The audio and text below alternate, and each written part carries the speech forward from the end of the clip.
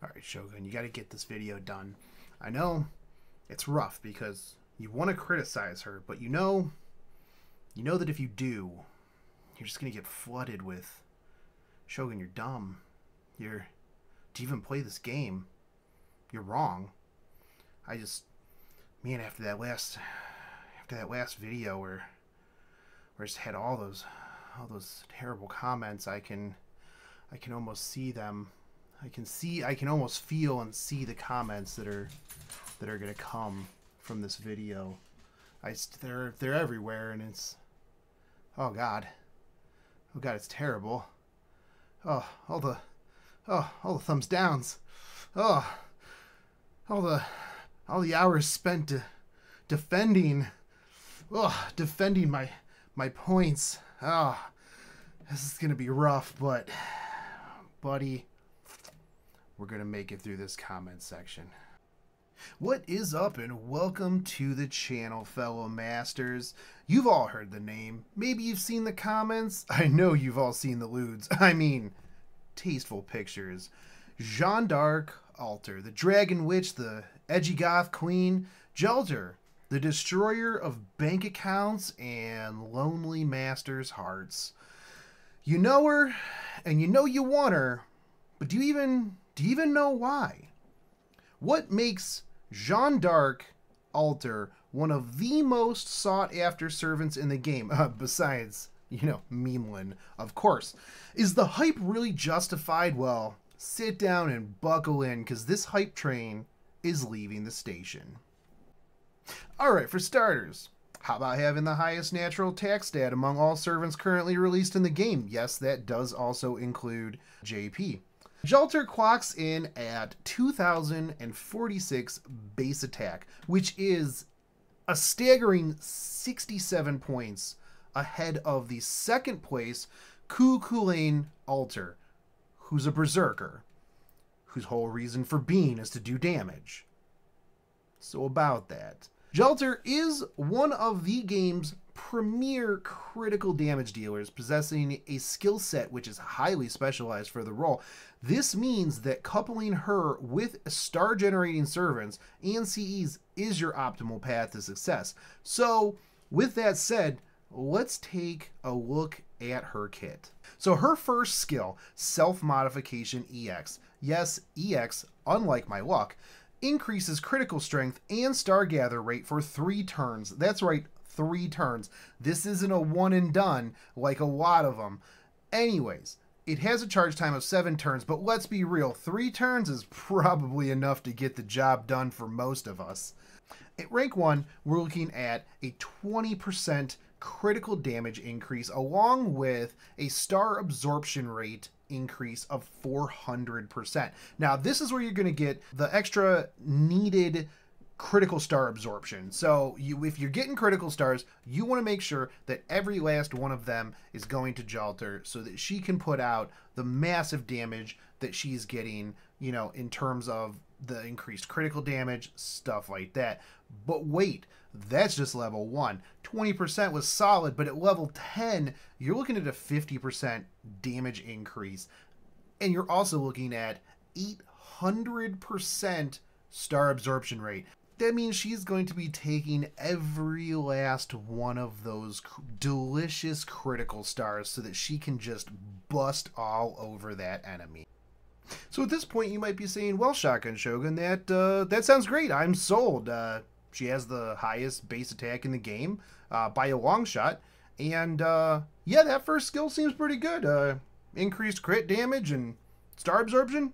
Cool. I'll take 5. But wait, there's more. Couple that with her second ability, Dragon Witch EX, which boosts the attack of all allies for 3 turns. She's aiming to bring some pain. But wait, there's still more. Dragon Witch increases the attack of all dragon allies as well. That means servants like Saber Alter, Lancer Alter, Kiyohime, Liz. Basically, most of the Saber faces are going to double dip into that sweet, sweet damage buff.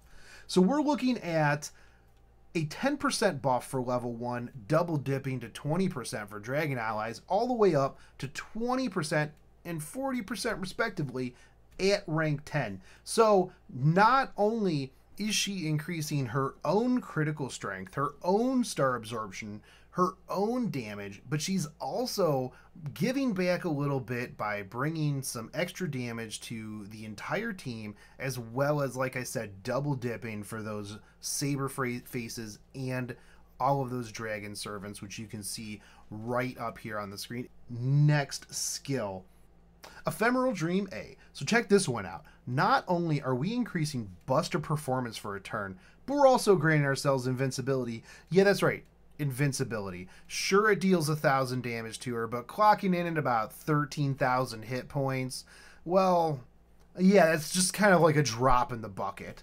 30% Buster performance at rank 1, 50% at rank 10.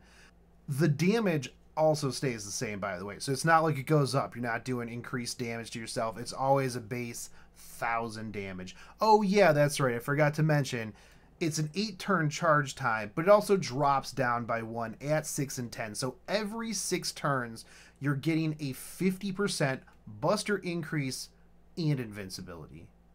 Nice.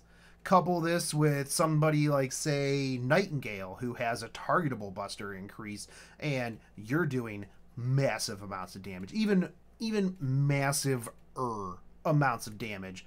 But yeah, this just goes to just really round out this kit. You've got crit damage increase, you've got star absorption increase, you've got attack damage increase, you have Buster damage increase, and you have invincibility, so you have survival, you have all of that damage. She's not a slouch. Yeah, it's 13,000 hit points, like, seems like it's not a lot compared to like some of the more tankier people out there, but 13,000 hit points isn't that bad. That's quite a bit of hit points in the grand scheme of things. Like I said, the best base attack in the game. This character was tuned to be a very, very fine running machine. So let's talk about her noble Phantasm. And I am not going to even try to butcher the real name, but let's just go with Roar, O Rage of Mine. It's classified as an A+ anti-army noble Phantasm, which is odd that it's single target. I don't know that I've seen too many other anti-army noble Phantasms that are single target. But that aside, we are looking at a 10-hit single target Buster NP that not only deals massive damage, but also inflicts a buff block status to the enemy. That means that the next buff that enemy casts is blocked. That could be evade, that could be guts, that could be any number of things, and it's just nullified. That's pretty awesome. 600% at rank 1, jumping all the way up to 1,000 damage at rank 5. And seeing as she brings the pain already, this is just helping her do the job even better. It also comes with a curse for 5 turns, adding 500 to 2,500 damage per turn for 5 turns, which is some serious damage over time at the top end. Not only that, but it also looks sick.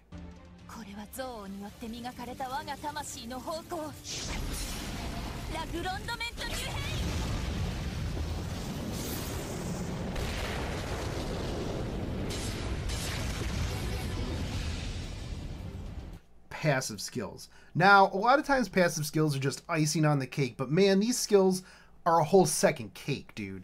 You were like, man, this is a lot of cake with icing between the active skills and the noble Phantasm, and then bam, they hit you with a whole second cake. Avenger B increases own noble Phantasm generation while taking hits by 18%. 18%. Now, this is a step down from Dantes. I know I'm going to get a whole bunch of thumbs downs right this second because JAlter is the best. Dantes is better on paper. His provides 20%, but 18% still does a very solid job at helping Jeanne get her NP up and running and bringing that massive damage. Oblivion Correction A, 10% increased crit damage, just adding even more damage alongside of your active skills, and it's always on. So even at rank 1, if you hit her first skill, you're now doing 30% more crit damage. That's awesome. How about self-replenishment A+, NP on NP on NP? Man, 4% extra every single turn. That's half a free Prismatic Cosmos in a skill that you don't have to pull. So yeah, couple this with Jeanne D'Arc's QAABB deck. It provides a real nice balance between NP gain and damage. Combine this with her Noble Phantasm, it also allows for NP Buster Brave Chain. So let's talk about her hidden stats. NP charge for attack clocks in at 0.83%. NP charge defense is 5%. Star weight is 29. That's gross, and we will come back to that in a second. Star rate is 6%. So an 8.3% NP charge on attack is definitely not the best, but it does put her in the middle of the pack in terms of getting NP off of her attacks. Things like her passive skills help make up for the deficiencies that she would have in gaining NP, along with her 2 art cards instead of 1. You know, this definitely will not leave her NP starved.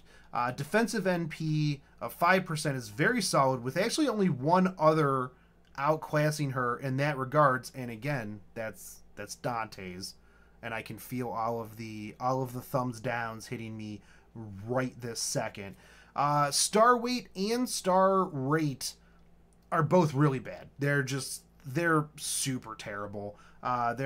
It puts her way down at the bottom of the list on people who are going to be getting stars, but that's why her first skill is so good, because you have that 400 to 800% star gather, and let's be real, you're not using her to generate stars anyways. You're bringing a star, a crit generator.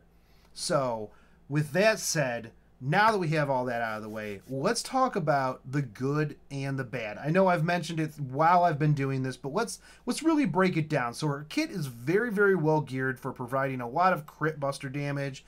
However, her star generation is not good, and her gather rate is abysmal without her first skill. She's very good at generating Noble Phantasm and will be able to use her NP quite frequently in longer fights, and seeing as it can create a Buster Brave chain, you're going to be wrecking single target bosses.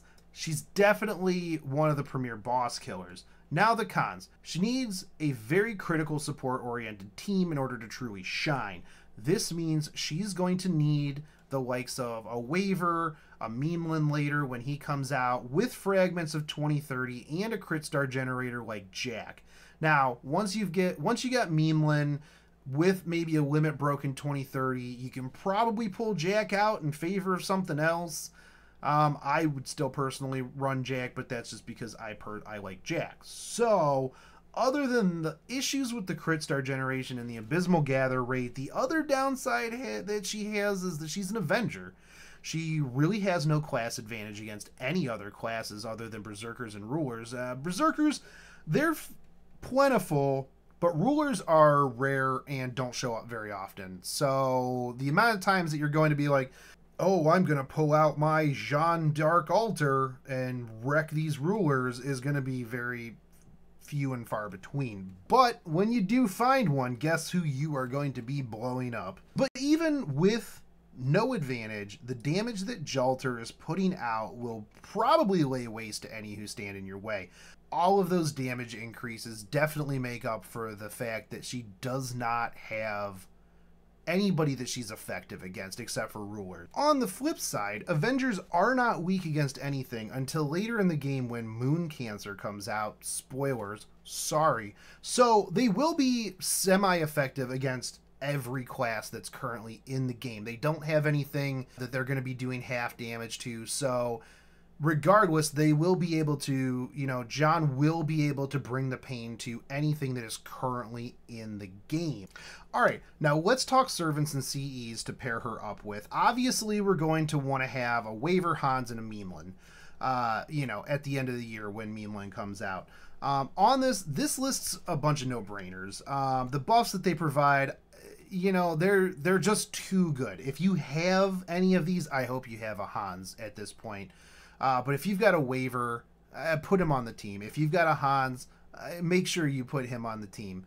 You know, either one of those until Merlin comes out are probably your one hands down best choice to go with Jeanne. The attack increase, the damage cut, the NP gain, the critical damage that Waver brings is just too good to pass up. You know, and Hans is basically a stand-in for Merlin or Waver. He also brings his own little flavor to the team. You could actually run both of them with Jeanne, in my opinion, and do just fine. But yeah, so those are going to be your primary supports that you are going to want to run with her. Now that you've got your buff support in place, you're going to want to try to think about crit star generator. That's where Jack Okita and Cursed Arm Hassan come in.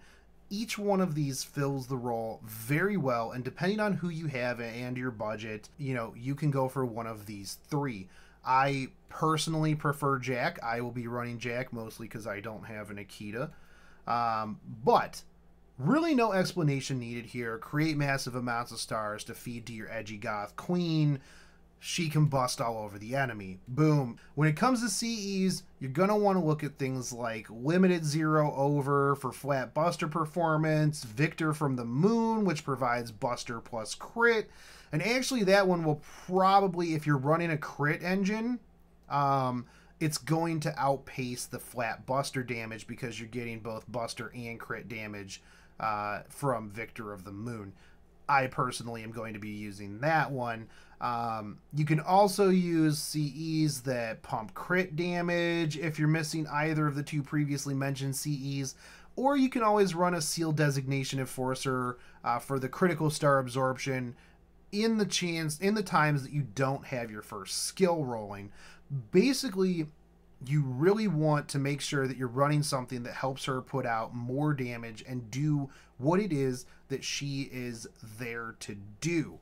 Now, on to the Ascension and skill materials, and JAlter is a pretty hungry girl. So let's take a look at her Ascension materials first. You're looking at 10 hero proofs and 10 void dusts. You're looking at 10 octuplet crystals and gears, 10 plumes, 10 talent of chaos, 10 bloodstone tears, and 10 hearts of the foreign gods.